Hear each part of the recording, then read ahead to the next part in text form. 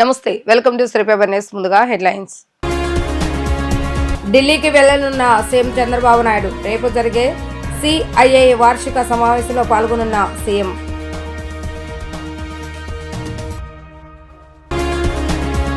కంబాలదిన్న నిందితుడికి కఠిన శిక్ష పడేలా చేస్తామన్న ఉప ముఖ్యమంత్రి పవన్ కళ్యాణ్. దీనికి కూటమి ప్రభుత్వం పూర్తి బాధ్యత తీసుకుంటుందని భరోసా. ఉత్సాహంగా సాగుతున్న యోగా మహోత్సవాలు. పోలీసు యోగాంధ్రకు విశేష స్పందన. ఆనంద స్వర్ణాంధ్ర సాధనకు యోగా ఎంతో ఉపకరిస్తుందన్న సిఎస్ విజయానంద్. ఆంధ్రప్రదేశ్ ముఖ్యమంత్రి నారా చంద్రబాబు నాయుడు న్యూఢిల్లీ పర్యటన ఖరారైంది. శుక్రవారం న్యూఢిల్లీలోని తాజ్ హోటల్లో జరగనున్న సిఐఐ ఏజీఎం సమావేశంలో ఆయన పాల్గొనున్నారు. ఆంధ్రప్రదేశ్ ముఖ్యమంత్రి నారా చంద్రబాబు నాయుడు న్యూఢిల్లీ పర్యటన ఖరారైంది. శుక్రవారం న్యూఢిల్లీలోని తాజ్ హోటల్లో జరగనున్న సిఐఐ ఏజీఎం సమావేశంలో సీఎం పాల్గొనున్నారు. శుక్రవారం సాయంత్రం 4:30 నుంచి 5:30 మధ్య ఈ సమావేశానికి సీఎం చంద్రబాబు నాయుడు హాజరు కానున్నారు. ఆ రోజు రాత్రి ఢిల్లీలోనే ఆయన బస చేయనున్నారు. ఇక శనివారం ఉదయం 10 గంటలకు న్యూఢిల్లీ నుంచి నేరుగా ప్రత్యేక విమానంలో రాజమహేంద్రవరం ఎయిర్పోర్ట్ కు ఆయన చేరుకోనున్నారు. అనంతరం అక్కడి నుంచి హెలికాప్టర్ ద్వారా బిఆర్ అంబేద్కర్ కోనసీమ జిల్లా ముమ్మిడివరం మండలం సిహెచ్ గున్నేపల్లికి సీఎం చంద్రబాబు నాయుడు చేరుకుంటారు. ఆ గ్రామంలోని పేదల సేవలో ఎన్టీఆర్ భరోసా పింఛన్ పంపిణీ కార్యక్రమంలో ఆయన పాల్గొనున్నారు. ఆ తర్వాత స్థానిక గ్రామస్తులతో సీఎం చంద్రబాబు నాయుడు సమావేశం కానున్నారు. అనంతరం ఆ ప్రాంతంలోని పార్టీ కేడర్తో ఆయన భేటీ కానున్నారు. సాయంత్రం 5:15 ముమ్మిడివరం నుంచి ఆయన విజయవాడకు పయనమవుతారు. అందుకు సంబంధించి ఏర్పాట్లను జిల్లా అధికారులు పర్యవేక్షిస్తున్నారు. మరోవైపు జూన్ 1వ తేదీ పెన్షన్ల పంపిణీ చేయాల్సి ఉంది. అయితే ఆ రోజు ఆదివారం కావడంతో ఒకరోజు ముందే ఈ పెన్షన్ పంపిణీ జరగనుంది. 3 రోజుల పాటు ఎంతో ఘనంగా జరిగిన మహానాడు నేడు ముగియడంతో బహిరంగ సభ ముగిసిన అనంతరం సాయంత్రం కడప నుంచి నేరుగా ప్రత్యేక విమానంలో ఢిల్లీకి సీఎం చంద్రబాబు నాయుడు బయలుదేరి వెళ్లనున్నారు. కడప జిల్లా కంబలదిన్నె నిందితుడికి కఠిన శిక్ష పడేలా చేస్తామని AP deputy CM Pawan Kalyan హామీ ఇచ్చారు. దీనికి కూటమి ప్రభుత్వం పూర్తి బాధ్యత తీసుకుంటుందని తెలిపారు. చిన్నారులపై జరుగుతున్న ఇలాంటి అఘాయిత్యాలకు అడ్డుకట్ట వేయడానికి సమాజం మొత్తం మేలుకోవాల్సిన అవసరం ఉందని అన్నారు. కడప జిల్లా కమ్మెలదిన్న నిందితుడిని కఠిన శిక్ష పడేలా చేస్తామని డిప్యూటీ సీఎం పవన్ కళ్యాణ్ హామీ ఇచ్చారు. దీనికి కూటమి ప్రభుత్వం పూర్తి బాధ్యత తీసుకుంటుందని తెలిపారు. చిన్నారులపై జరుగుతున్న ఇలాంటి అఘాయిత్యాలకు అడ్డుకట్ట వేయడానికి సమాజం మొత్తం మేలుకోవాల్సిన అవసరం ఉందని అన్నారు. దోషులకు కఠిన శిక్షలు విధించడం ద్వారానే భవిష్యత్తులో ఇలాంటి దుర్ఘటనలను నివారించగలమని పవన్ అభిప్రాయపడ్డారు. చిన్నారులపై అఘాయిత్యాలు ఇంకా ఎంతకాలం యావత్ సమాజం తలదించుకునే ఆకృత్యానికి పాల్పడిన అటువంటి నరరూప మృగాలను కఠినంగా శిక్షించాలని పవన్ కళ్యాణ్ చెప్పారు. 4 రోజుల క్రితం వైఎస్ఆర్ కడప జిల్లా మైలవరం మండలం కమ్మెలదిన గ్రామంలో అబోన్ తెలియని 3 ఏళ్ల చిన్నారిపై అత్యాచారానికి ఒడిగట్టి హత్య చేయటం, అది కూడా బంధువులకు సంబంధించిన వ్యక్తి ఈ ఘాతుకానికి పాల్పడటం సభ్య సమాజం సిగ్గుతో తలదించుకునే ఘటనగా భావిస్తున్నానని అన్నారు. ఈ వార్త నా హృదయాన్ని కాకవికలం చేసింది. సమాజంలో మనం ఎక్కడ వైఫల్యం చెందామనే ప్రశ్న ఈ రోజు మన ముందు ఉంది అని పవన్ కళ్యాణ్ ఎక్స్ వేదికగా స్పందించారు. వచ్చే నెల 21న తలపెట్టిన ప్రపంచ యోగా దినోత్సవాన్ని భారీగా నిర్వహించేందుకు అధికార యంత్రాంగం కసరత్తు చేస్తోందని ప్రభుత్వ ప్రధాన కార్యదర్శి విజయానంద్ తెలిపారు. విజయవాడ బిఆర్టీసీ రోడ్లో ఏర్పాటు చేసిన యోగాంధ్ర కార్యక్రమంలో సిఎస్ విజయానంద్, టి ప్రధాన కార్యదర్శి Krishnababu, collector Lakshmisha, police commissioner Rajasekhar Babu, municipal commissioner Dhyan Chandan, నగరవాసులు, ఉద్యోగస్తులు, వివిధ యోగా అసోసియేషన్ల ప్రతినిధులతో కలిసి యోగాసనాలు చేశారు. నగరంలో బీఆర్టీఎస్ రోడ్లో ఏర్పాటు చేసిన యోగాంధ్ర కార్యక్రమంలో ప్రభుత్వ ప్రధాన కార్యదర్శి విజయానంద్, ఆరోగ్య శాఖ ప్రధాన కార్యదర్శి Krishnababu, collector Lakshmisha, police commissioner Rajasekhara Babu, municipal commissioner Dhyan చందర్లు, నగరవాసులు, ఉద్యోగస్తులు, వివిధ యోగా అసోసియేషన్ల ప్రతినిధులతో కలిసి యోగాసనాలు వేశారు. అనంతరం ప్రభుత్వ ప్రధాన కార్యదర్శి విజయానంద్ మీడియాతో మాట్లాడుతూ వచ్చే నెల 21న తలపెట్టిన ప్రపంచ యోగా దినోత్సవాన్ని భారీగా నిర్వహించేందుకు రాష్ట్ర ప్రభుత్వ యంత్రాంగం కసరత్తు చేస్తుందన్నారు. ఆ రోజు జిల్లాల వ్యాప్తంగా ఊరువాడ ప్రజానీకం యోగాసనాలు చేసేలా ప్రణాళికలు రూపొందిస్తున్నట్లుగా తెలిపారు.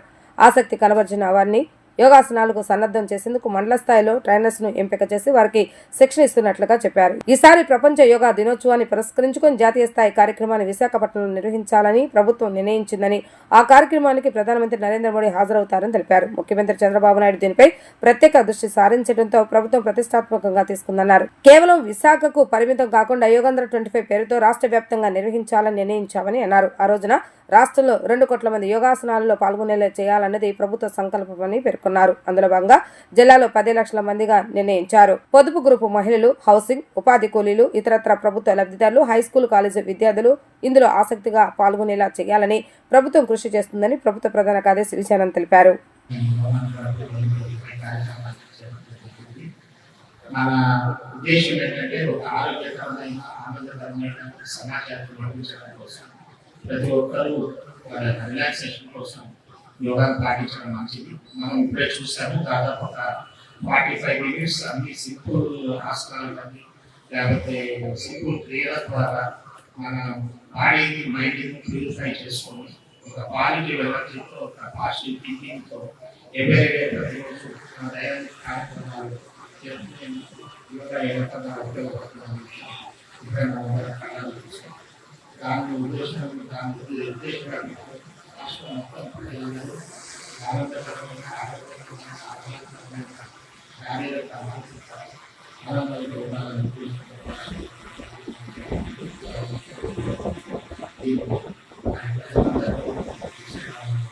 అన్ని రకాల అధికారులు కావచ్చు, విద్యార్థులు కావచ్చు, కళాకారులు కావచ్చు, రైతులు కావచ్చు, ఉద్దేశం దాదాపు 3,000 రాష్ట్రం మొత్తం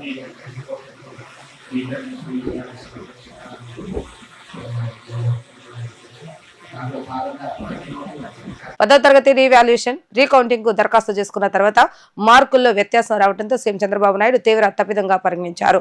ఫలితాల తప్పిదాలకు బాధ్యులైన అధికారులు సిబ్బందిపై కఠిన చర్యలు తీసుకోవాలని వెంటనే నివేదిక సమర్పించాలని అన్నారు. ఏడాది జరిగిన 10వ తరగతి పరీక్షల జవాబు పత్రాల మూల్యాంకనంలో 1-2 చోట్ల జరిగిన తప్పిదాల వల్ల కొంతమంది విద్యార్థులు నష్టపోవడంపై ముఖ్యమంత్రి నారా చంద్రబాబు నాయుడు అసంతృప్తి వ్యక్తం చేశారు.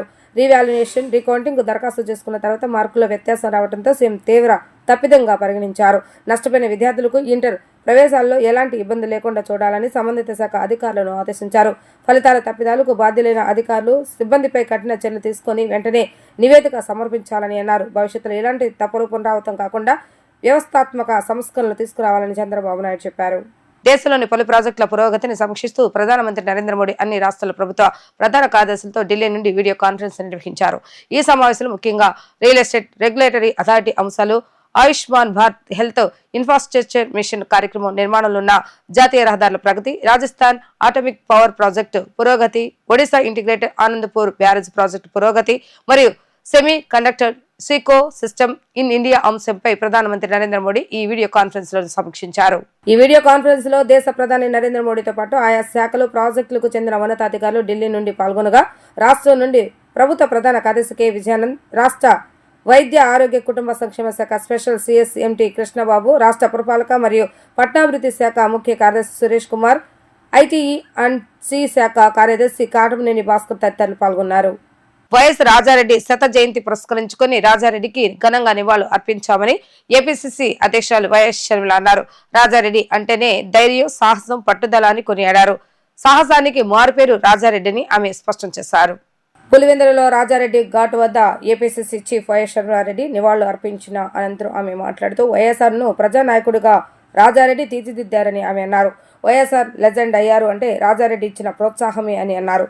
రాజారెడ్డి ఒక ప్రజానాయకుడని, ప్రజా సమస్యలపై రాజారెడ్డికి ఎంతో చిత్తశుద్ధి ఉండేదని అన్నారు. నేను దగ్గర నుంచి రాజారెడ్డిని చూశా అని, గంటల తరబడి ప్రజల సమస్యలు వినేవారని పేర్కొన్నారు. వాటిని పరిష్కారం అయ్యే వరకు నిద్ర పోయేవాడు కాదని, ప్రజల కోసం ఎన్నో విద్యా సమస్యలు కట్టించారని కొనియాడారు. రాజారెడ్డి స్ఫూర్తి మాకు నేటి తరానికి ఎంతో ఆదర్శనీయమని ఆమె స్పష్టం చేశారు. ఈరోజు వైఎస్ రాజారెడ్డి గారి శత జయంతి. రాజారెడ్డి గారి 100వ జయంతి. రాజారెడ్డి గారిని ఈరోజు తలుచుకోవడానికి, నివాళులు అర్పించడానికి ఇక్కడికి రావడం జరిగింది. రాజారెడ్డి గారు అంటేనే ధైర్యం, సాహసం, పట్టుదల లాంటి పదాలు గుర్తొస్తాయి. సాహసానికి మారుపేరుగా నిలిచారు రాజారెడ్డి గారు. రాజారెడ్డి గారు రాజశేఖర రెడ్డి గారిని మలచడంలో కూడా ప్రజా నాయకుడిగా రాజశేఖర రెడ్డి గారు అంత లెజెండ్ అయ్యారు అంటే ఆ ప్రోత్సాహం అంతా రాజారెడ్డి గారిదే. అందుకు మరొకసారి రాజారెడ్డి గారికి మనస్ఫూర్తిగా నివాళులు అర్పిస్తూ, అంతేకాదు రాజారెడ్డి గారు ఒక ప్రజానాయకుడు, ప్రజాసేవలో కూడా గొప్ప చిత్తశుద్ధిని చూపినవాడు రాజారెడ్డి గారు. రాజారెడ్డి గారు నాకు గుర్తుండే, నేను చూడడమే, గంటల తరబడి ఎంతోమంది ప్రజల సమస్యలు వినేవాళ్ళు, పంచాయతీలు చేసేవాళ్ళు, పరిష్కరించేవాళ్ళు. రాజారెడ్డి గారు ప్రజాసేవలో హాస్పిటల్ కట్టారు, పాలిటెక్నిక్ కాలేజ్ కట్టారు, degree college, junior girls college, ఇలాంటివి ఎన్నో చేశారు రాజారెడ్డి గారు. అలాంటి వాడు నిజంగా ప్రజానాయకుడే. ప్రజల గుండెల్లో ఇప్పుడే కాదు చిరస్థాయిగా నిలిచిపోయే వాళ్ళల్లో ఒకరు వైఎస్ రాజారెడ్డి గారు. మరొకసారి ఆయన సాహసాన్ని, ప్రజాసేవలో ఆయన చిత్తశుద్ధిని, ఆయన ఆడబిడ్డలను చూసుకునే విధానాన్ని, వీటన్నిటినీ మరొకసారి తలుచుకుంటూ ఆయన ఒక స్ఫూర్తిగా నిలుస్తారు. మా తరానికే కాదు, రానున్న ఎన్నో తరాలకి అని చెప్తూ మనస్ఫూర్తిగా నివాళులు అర్పిస్తుంది. మహానాడు కార్యక్రమం ఒక పెద్ద డ్రామా అని వైసీపీ అధినేత జగన్ ఆరోపించారు. ఆ కార్యక్రమంలో చంద్రబాబు నాయుడు ఫోజులిస్తూ బిల్డపిస్తున్నారని మండిపడ్డారు. ఏడాదిలో ఏం చేస్తున్నామన్నది చెప్పలేకనే ఈ హంగామా చేస్తున్నారని ఆయన స్పష్టం చేశారు. పార్టీ కేంద్ర కార్యాలయంలో జరిగిన డాక్టర్ బిఆర్ అంబేద్కర్ కోనసీమ జిల్లా మండపేట మున్సిపాలిటీ, అన్నమయ్య జిల్లా మదనపల్లి మున్సిపాలిటీ, కాకినాడ జిల్లా పిఠాపురం నియోజకవర్గం, గొల్లప్రోలు నగర పంచాయతీ, శ్రీ సత్యసాయి జిల్లా పెనుగొండ మండలం వైఎస్ఆర్సీపీ స్థానిక సంస్థల ప్రజా ప్రతినిధులతో సమావేశంలో వైసీపీ అధినేత జగన్ పాల్గొన్నారు. ఈ సందర్భంగా ఆయన మాట్లాడుతూ కడపలో మహానాడు నిర్వహణ హీరోయిజం కాదన్న ఆయన వైఎస్ జగన్ తిట్టడం హీరోయిజం కాదని, అసలు హీరోయిజం అంటే హామీలు అమలు చేయటమని వెల్లడించారు. కానీ ఇచ్చిన ఏ హామీని చంద్రబాబు నాయుడు నెరవేర్చలేదని గుర్తు చేశారు. సూపర్ 6, సూపర్ 7 పథకాలను గాలికి వదిలేశారని, 143 హామీలను పూర్తిగా పక్కన పెట్టారని విమర్శించారు. ఉచిత బస్సు ప్రయాణం కోసం మహిళలు ఎదురుచూస్తున్నారని అన్నారు. గ్యాస్ సిలిండర్లను సరిగా ఇవ్వలేకపోతున్నారని దుయ్యబట్టారు. నేను అడుగుతా ఉన్నా ఈరోజు చంద్రబాబు నాయుడు మహానాడు అని చెప్పి పెద్ద పెద్ద డ్రామాలు చేస్తూ ఈరోజు ఏదో పెద్ద ప్రోగ్రాములు పెడతారు. నేను అడుగుతా ఉన్నా, మీ వేదికపై నుంచి నీకు చెప్పే ధైర్యం ఉందా? మీ కార్యకర్తలను గడప గడప తిప్పే ధైర్యం మీకు ఉందా అని అడుగుతా ఉన్నా. ఇదే చంద్రబాబు నాయుడు.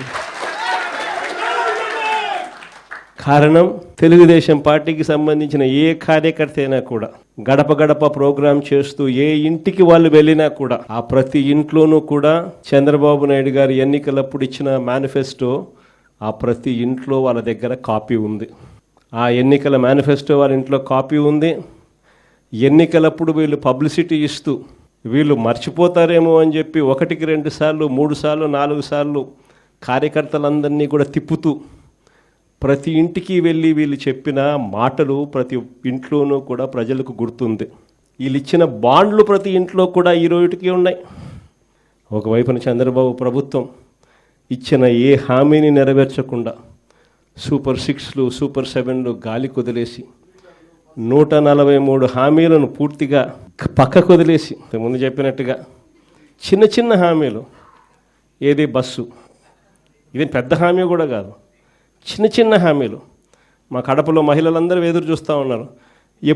ఎప్పుడెప్పుడు చంద్రబాబు ఇది చెప్తాడా, ఎప్పుడెప్పుడు ఇది అయిపోతుందా, విశాఖపట్నం పోయి అట్లా రావచ్చు కదా, పొద్దున పోయి సాయంత్రానికి విశాఖపట్నం రావచ్చు కదా అని చెప్పి మా వాళ్ళందరూ ఎదురు చూస్తూ ఉన్నారు. ఇటువంటి చిన్న హామీలు కూడా పట్టించుకునే పరిస్థితుల్లో గ్యాసు, అది ఇంకొక చిన్న హామీ. ఆ గ్యాస్ కూడా కనీసం ఆ సిలిండర్లన్నీ కరెక్ట్గా ఇచ్చినారంటే అది మోసమే. ఇటువంటి చిన్న చిన్న హామీల దగ్గర నుంచి మొదలు పెడితే 143 హామీలకు గతి లేదు, సూపర్ 6కు గతి లేదు, సూపర్ 7కు గతి లేదు. మరోవైపున చూస్తే రాష్ట్రంలో పరిస్థితి ఎలా ఉంది? మరోవైపున వ్యవస్థలన్నీ పూర్తిగా నిర్వీర్యమైపోయిన పరిస్థితి. చదువులు పూర్తిగా పడకెక్కే, గోరుముద్ద స్కూళ్ళల్లో నాసిరకం ఫుడ్తో తినలేని పరిస్థితిలో ఈరోజు స్కూళ్ళు ఉన్నాయి. స్కూళ్ళల్లో ఇంగ్లీష్ మీడియం పడకేసింది. 3వ తరగతి నుంచి పిల్లలకు టోఫుల్ చెప్పిస్తూ, టోఫుల్ను ఒక పీరియడ్గా ఇంట్రడ్యూస్ చేస్తూ మన పిల్లలు గొప్పగా ఇంగ్లీష్ నేర్చుకోవాలని ఆరాటపడిన మన పాలనతో చూస్తే వీళ్ళు వస్తున్న టోఫుల్ పీరియడ్ని ఎత్తేసినారు. నాడు నేడు పనులు ఆగిపోయాయి. 8వ తరగతి పిల్లల చేతుల్లో ట్యాబులు కనిపించాల్సింది ట్యాబులను కూడా దూరం చేసినారు ఈ పెద్ద మనిషి చంద్రబాబు నాయుడు పాలనలో. అమ్మ ఒడి ఇస్తూ తల్లులను ప్రోత్సహించాల్సింది పోయి అమ్మ ఒడికి పంగనామాలు పెట్టినాడు ఈ పెద్ద మనిషి చంద్రబాబు నాయుడు. మరోవైపు చూస్తే ఫీజు రీయింబర్స్మెంట్ లేదు, మరోవైపు చూస్తే వసతి దీవెన లేదు. సంవత్సరం అయిపోయింది, ఇంతవరకు పిల్లలకు కట్టాల్సిన ఫీజులు 0. వచ్చే ఏడాది ఫిబ్రవరిలో జరిగే ఫ్లీట్ రివ్యూకు సంబంధించి రాష్ట్ర ప్రభుత్వం తరపున అవసరమైన సహాయ సహకారాలను పూర్తి స్థాయిలో అందించి ఈవెంట్ విజయవంతం చేసేందుకు అన్ని విధాల తోడ్పాటును అందిస్తామని ప్రభుత్వ ప్రధాన కార్యదర్శి విజయానంద్ స్పష్టం చేశారు. ఈ ఫ్లీట్ రివ్యూకు భారత రాష్ట్రపతి, ప్రధానమంత్రితో సహా వివిధ శాఖల నావికా దళాల అధికారులు, ఇతర ప్రముఖులు హాజరు కానున్నందున అందుకు అనుగుణంగా తగిన ఏర్పాట్లు చేయాలని ఆయన ఆదేశించారు. విశాఖపట్నం తూర్పు నావికా దళం chief of staff vice admiral Sameer Saxena రాష్ట్ర సచివాలయంలో ప్రభుత్వ ప్రధాన కార్యదర్శి విజయానంద్తో సమావేశమై త్వరలో జరిగే అంతర్జాతీయ ఫ్లీట్ రివ్యూ మరియు మిలాన్ నిర్వహణపై సమీక్షించారు. ఈ సందర్భంగా సిఎస్కే విజయానంద్ మాట్లాడుతూ త్వరలో జరిగే ఫ్లీట్ రివ్యూకు సంబంధించి రాష్ట్ర ప్రభుత్వం తరపున అవసరమైన సహాయ సహకారాలను పూర్తి స్థాయిలో అందించి ఈవెంట్ విజయవంతం చేసేందుకు అన్ని విధాల తోడ్పాటును అందచేయడం జరుగుతుందని స్పష్టం చేశారు. ఈ ఫ్లీట్ రివ్యూ నిర్వహణతో అంతర్జాతీయంగా భారతదేశానికే కాకుండా ఆంధ్రప్రదేశ్ కు ప్రత్యేకంగా విశాఖపట్నానికి మంచి గుర్తింపు వస్తుందని పేర్కొన్నారు. అదేవిధంగా పర్యాటక పరంగా కూడా అంతర్జాతీయ స్థాయిలో గుర్తింపు వస్తుందని అన్నారు. అదేవిధంగా పర్యాటక రంగంగా కూడా అంతర్జాతీయ స్థాయిలో గుర్తింపు వస్తుందన్నారు. ఈ ఫ్లీట్ రివ్యూకు భారత రాష్ట్రపతి, ప్రధానమంత్రితో సహా వివిధ దేశాల నావికా దళ అధికారులు, ఇతర ప్రముఖులు హాజరు అవుతున్నందున దానికి అనుగుణంగా తగిన ఏర్పాట్లు చేయాల్సి ఉందని సిఎస్ చెప్పారు. సుందరీకరణ, ఇతర మౌలిక సదుపాయాలు మెరుగుపరిచేందుకు ఆకాశమే హద్దుగా తగిన చర్యలు తీసుకోవాలని విశాఖపట్నం జిల్లా కలెక్టర్ హరీంద్ర ప్రసాద్ కు సిఎస్ విజయానంద్ సూచించారు. కడప గడ్డపై మహానాడు ఘనంగా నిర్వహించారు. 42 ఏళ్ల చరిత్రలో మొదటిసారి కనీ విని ఎరుగని రీతిలో కడప మహానాడు ఉందని మంత్రి కొండపల్లి శ్రీనివాస్ అన్నారు. రాష్ట్రంలో కూటమి ప్రభుత్వం ఏర్పడిన దగ్గర నుంచి ఎన్నో అభివృద్ధి సంక్షేమ పథకాలు ప్రజలకు అందుతున్నాయని అన్నారు. గత 5 ఏళ్లు విధ్వంస పాలనను సీఎం చంద్రబాబు నాయుడు గాడిలో పెడుతున్నారంటున్న మంత్రి కొండపల్లి శ్రీనివాస్ తో మా ప్రతినిధి లిఖిత ఫేస్ టు ఫేస్. కడప గడ్డపై మహానాడు అంగరంగ వైభవంగా కొనసాగుతుంది. నిన్న ఏదైతే చూసుకుంటే కార్యకర్తలు రాష్ట్ర నలుమూలల నుంచి పెద్ద ఎత్తున కూడా కడపలో ఇటు మహానాడు అంగరంగ వైభవంగా జరుగుతుంది. అసలు ఎలాంటి తీర్మానాలు చేశారో మనతో మాట్లాడటానికి మంత్రి కొండపల్లి శ్రీనివాస్ ఉన్నారు. ఆయన అడిగి తెలుసుకుందాం. సార్ చెప్పండి, ఎలాంటి తీర్మానాలు చేశారు, అసలు ఏంటి? ముఖ్యంగా ప్రతి డిపార్ట్మెంట్ని మాట్లాడుతూ, ప్రతి అభివృద్ధి కార్యక్రమం నుంచి మాట్లాడుతూ భవిష్యత్ కాలంలో ఎటువంటి అభివృద్ధి కలవర్చాలన్న దాని మీద ఈరోజు ప్రధానంగా మహానాడు వేదికగా అవుతుంది. మనం ముఖ్యంగా ఇక్కడ డిస్కస్ చేయాల్సింది ఏంటంటే, ఈరోజు గౌరవ ముఖ్యమంత్రి వర్యులు ఆయన కోరుకున్నటువంటి అభివృద్ధి 15% గ్రోత్ రేట్ ఏదైతే ఉందో దాన్ని కలవర్చడానికి ఎటువంటి పార్టీని కూడా కొంచెం ఇన్వాల్వ్మెంట్ చేసి పార్టీ ద్వారా ప్రజానికాన్ని మోటివేట్ చేస్తూ 6 సూత్రాలు ఏవైతే ఉన్నాయో అవన్నీ కూడా గ్రౌండ్ చేసి పెద్ద ఎత్తున సక్సెస్ చేయడానికి ఈరోజు గౌరవ ముఖ్యమంత్రి వాళ్ళు అలాగే మా యువ నాయకులు గారు కార్యాచరణ చేశారు. మీరు చూసుకుంటే యోగా ఆంధ్ర అనేది కూడా ఒక కాన్సెప్ట్. ఈరోజు 2 కోట్ల మందిని దాన్ని మోటివేట్ చేసి పార్టిసిపేట్ చేసే దశగా ఈరోజు గౌరవ ముఖ్యమంత్రి వాళ్ళు పిలుపునిచ్చారు. సో రేపు జరగబోయినటువంటి జూన్ 21కి ఏ రకంగా అయితే యోగా పార్టిసిపేట్ చేయడమే కాకుండా ఈరోజు ప్రభుత్వానికి కూడా ఒక ఆలోచన, ప్రభుత్వానికి కూడా ఒక సజెషన్ ఇచ్చే దశగా ఈరోజు పార్టీ ప్రజల ద్వారా ఒక మెసేజ్ తీసుకుంటూ ఒక మంచి లీడర్షిప్ పార్టీ ఇవ్వాలని, పార్టీ తాలూకా గైడెన్స్ కూడా మంచి గుడ్ గవర్నెన్స్కి ఆస్కారం పలుకుతుందని ఈరోజు మహానాడు వేదిక పెద్ద ఎత్తున అవ్వడం సాయం. సార్, టీడీపీని భూస్థాపితం చేస్తామన్నోళ్ళు ఖచ్చితంగా భూస్థాపితం అయిపోయారు. కడప గడ్డ వైసీపీ అడ్డా అని కూడా తిరగరాసేందుకు మహానాడు వేదిక అవ్వబోతుందా? కడప గడ్డ టీడీపీ అడ్డా, కడప గడ్డ తెలుగుదేశం కూటమి అడ్డా అనేది ఖచ్చితంగా అవ్వబోతుంది. దానికి నాంది పలికింది. గతంలో చూసాము, రాయలసీమ ప్రజానికం అందరూ కూడా పెద్ద మ్యాండేట్ ఈరోజు ఈ ప్రభుత్వానికి ఇవ్వడం జరిగింది.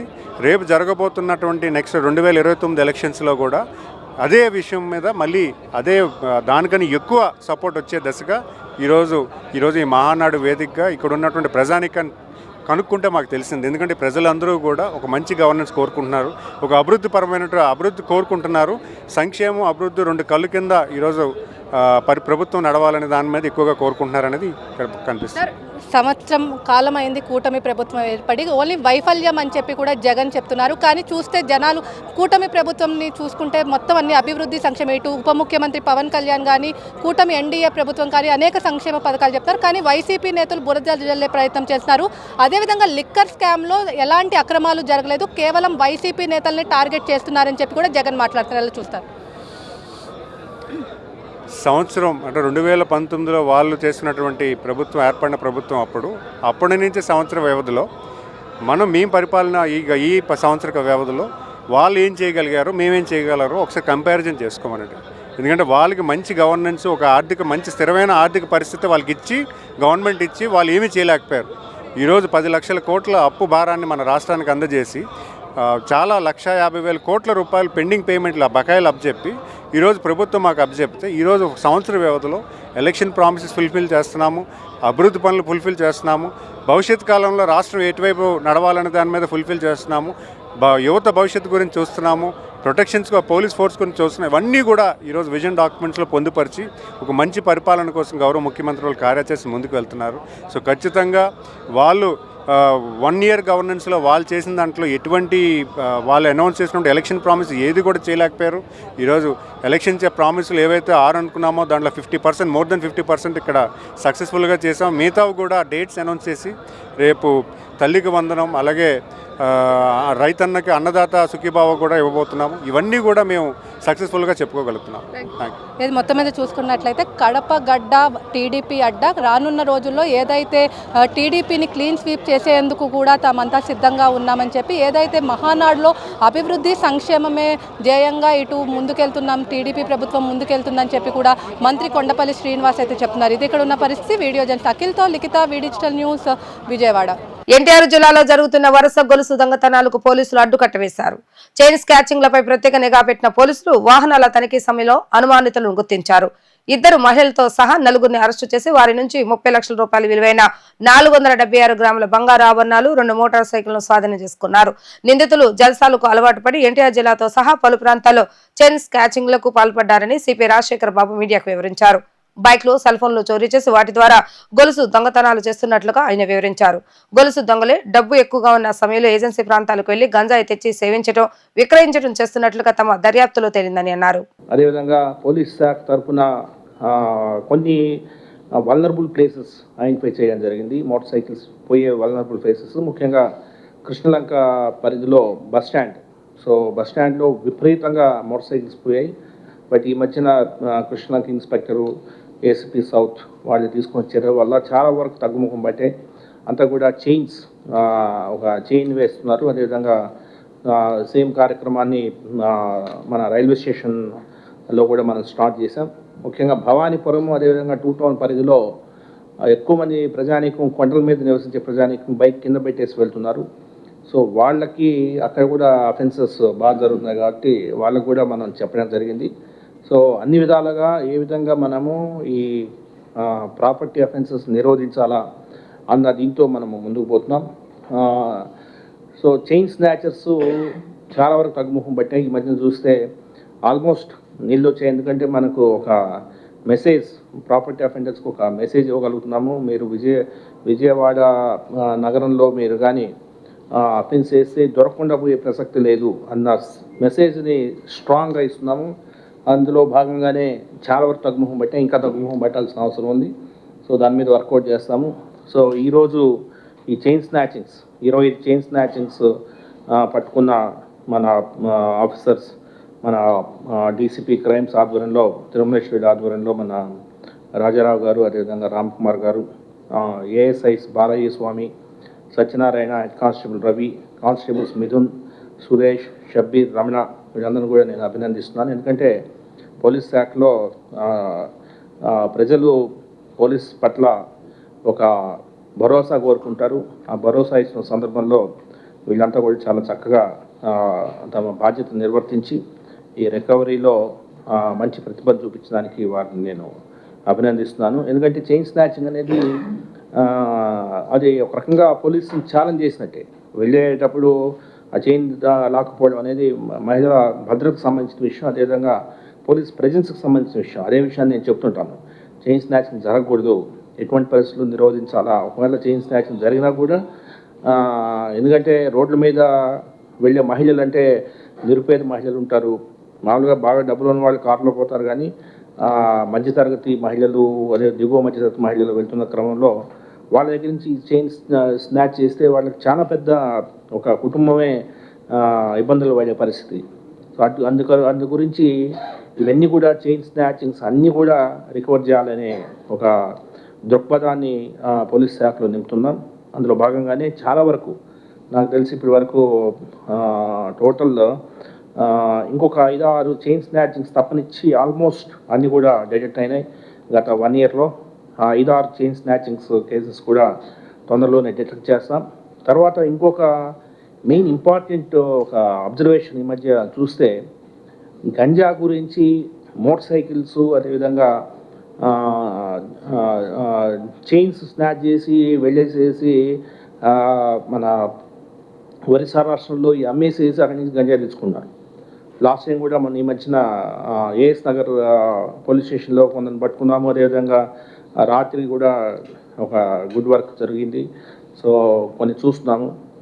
సో ఇటువంటి క్యారెక్టర్స్ ఎవరైతే మోటార్ సైకిల్ ఇక్కడి నుంచి దొంగతనం చేసి ఒరిస్సాకు పోయి ఆ మోటార్ సైకిల్ అమ్మి అక్కడి నుంచి గంజా తెచ్చుకుంటే ఇటువంటి పరిస్థితులు ఉపేక్షించడం లేదు. ఆల్రెడీ పిట్ ఎన్డీపీఎస్ యాక్ట్ కింద పిడి యాక్ట్ అంటారు, పిట్ ఎన్డీపీఎస్ యాక్ట్.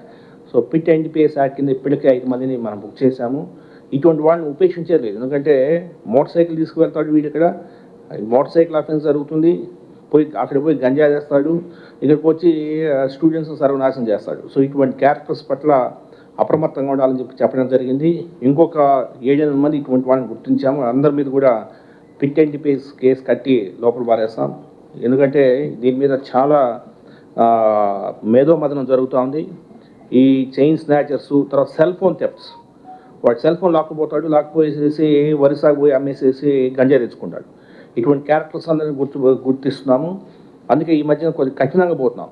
అందుకే కొంత మోటార్ సైకిల్ థెఫ్ట్స్ కూడా పోయినసారికి ఈసారికి మోటార్ సైకిల్ థెఫ్ట్స్ బాగా తగ్గాయి. పోయినసారి ఈ పాటికి మనకు ఆల్మోస్ట్ 230 కేసు అయినాయి. ఈసారి మనకు 185 కేసు అయినాయి. కొంతవరకు తగ్గింది. ఎందుకంటే వీళ్ళందరి మీద నిఘా ఉంచుతున్నాం. ఈ క్యారెక్టర్స్ అందరూ ప్రొఫైల్స్ తయారు చేస్తున్నాము. వీళ్ళందరి మీద కూడా కఠినంగా ఉంటాము. ఎటువంటి పరిస్థితుల్లో వీరిని మనము ఉపేక్షించేది లేదు. సో ఆ విషయాన్ని గట్టిగా నేను వీళ్ళకి హెచ్చరిస్తున్నాను. వార్తలు ముగించే ముందు హెడ్లైన్స్ మరొకసారి. ఢిల్లీకి వెళ్లనున్న సీఎం చంద్రబాబు నాయుడు. రేపు జరిగే సిఐఐ వార్షిక సమావేశంలో పాల్గొనున్న సీఎం.